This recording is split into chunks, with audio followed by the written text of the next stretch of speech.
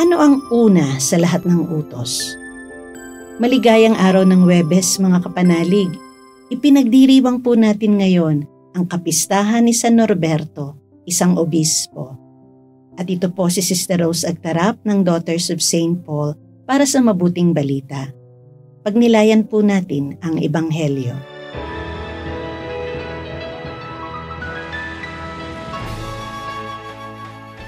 May isang guro ng batas na nakarinig sa pagtatalo ni Jesus at ng mga Saduseo. Nang mapansin niyang tama ang sagot ni Jesus sa mga Saduseo, lumapit siya at nagtanong kay Jesus. Ano ang una sa lahat ng utos? Sumagot si Jesus. Ito ang una. Makinig nawa, o Israel. Iisa lang ang Panginoon nating Diyos at mamahalin mo ang Panginoon mong Diyos ng buo mong puso, ng buo mong kaluluwa, ng buo mong pag-iisip at ng buo mong lakas. At pangalawa naman ito, mamahalin mo ang iyong kapwa gaya ng iyong sarili. Wala nang utos na mas mahalaga pa sa mga ito. Kaya sinabi ng guro ng batas, Mabuti, Guro. Totoo sinabi mong isa siya at wala na maliban sa kanya. At ang mahalin siya ng buong puso at ng buong kaluluwa at ng buong lakas. At mahalin din ang kapwa gaya ng sarili ay mas mahalaga kaysa mga sinunog na handog at mga alay. Nakita ni Jesus na tama ang sinabi nito, kaya sinabi niya, Hindi ka malayo sa kaharian ng Diyos. at wala nang nangahas na magtanong sa kanya.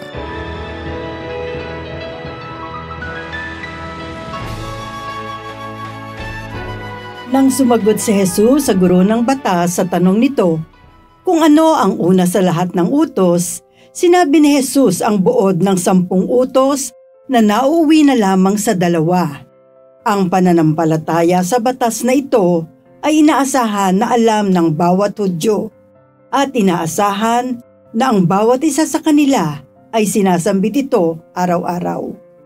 Marami sa atin ang nakakaalam na ito nga ay utos sa atin ng Diyos at nabubuhay tayo na nagsisikap na umibig sa Diyos at kapwa sa bawat sandali ng ating buhay. At ang unang utos ay nabibigyang buhay kung isinasagawa rin natin ang ikalawa. Ang ating Panginoong Hesus mismo ang nagpakita sa atin na ang pagmamahal natin sa Ama ay maipapakita natin sa pagmamahal sa kapwa.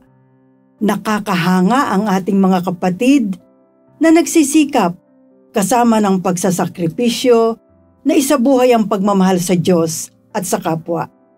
Unang-una na ang mga magulang na sa laki ng pagmamahal sa mga anak ay walang sawang nagtatrabaho hanggang sa lumaki at malagay na sa maayos ang mga anak nila. Ilang kababayan natin ang nagtitiis na malayo sa pamilya para mapag-aral at matustusan ang pamilya. Gayon din ang mga kakilala natin na nag-aalaga ng mga magulang sa kanilang pagtanda. Mahirap mang gawin ito ng pangmatagalan, ay patuloy nilang pinapakita ang pagmamahal at pag-aaruga sa kanila. Ito nga, nakikita natin ang pagsasabuhay ng kautusan ng Panginoon tungkol sa pagmamahal. Mga kapanalig, support our Paulines mission. Subscribe, like, and follow Paulines on our social media accounts. Donate through our donations channels to help us continue our ministry. Ipadala po ninyo ang inyong mga intensyon at kahilingan at makakaasa kayo na isinasama namin kayo lagi sa aming panalangin araw-araw. Ito pong muli si Sister Rose ng Daughters of St. Paul na nagpapaalala ng bilin ni San Pablo. Magalak kayong lagi sa Panginoon. Ipadama ninyo sa lahat ang inyong kabutihang loob. Huwag kayong mabalisa tungkol sa anumang bagay. Sa halip, hingin ninyo sa Diyos ang lahat ng inyong kailangan sa pamamagitan ng panalangin may pasasalamat. At ang kapayapaan ng Diyos na hindi kayang maunawaan ng tao ang siyang mag-iingat sa inyong puso at pag-iisip dahil sa inyong pakikipag-isa kay Kristo Jesus.